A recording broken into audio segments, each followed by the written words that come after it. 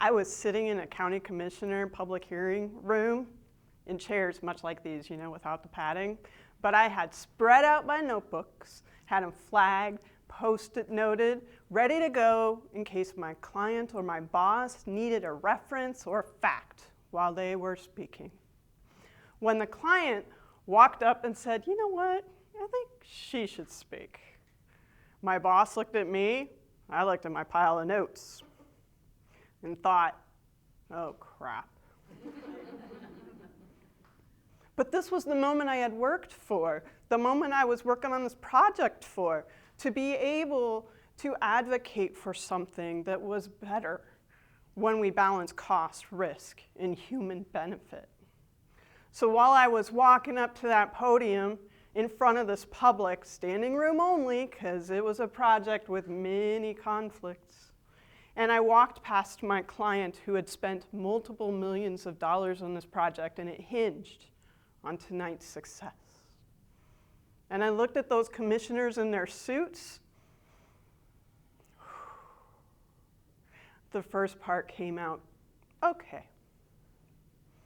But when the questions came, all this information, all the nuances, all those perspectives, I wanted to give it to them so they could make the decision.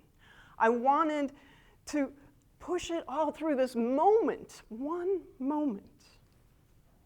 What came out, though, was a squeak.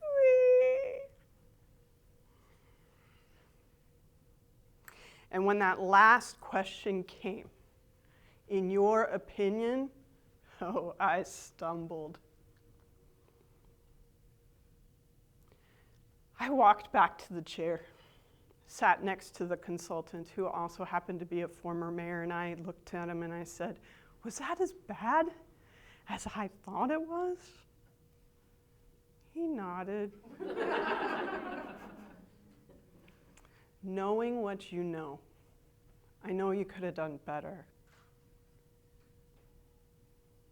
The commissioners will trust you, but first, you have to trust yourself.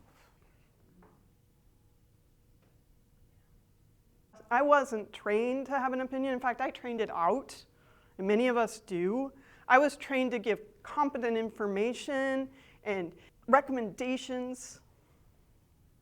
But in this complex world, aren't we hungry for voices of the people who've done the work, who understand the nuances, and still are willing to stand in what they know, even when they don't have all of the information? So what is it that you know that somebody needs to hear?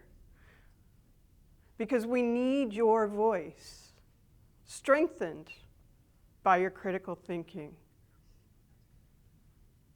And when you're ready, I'd love to help.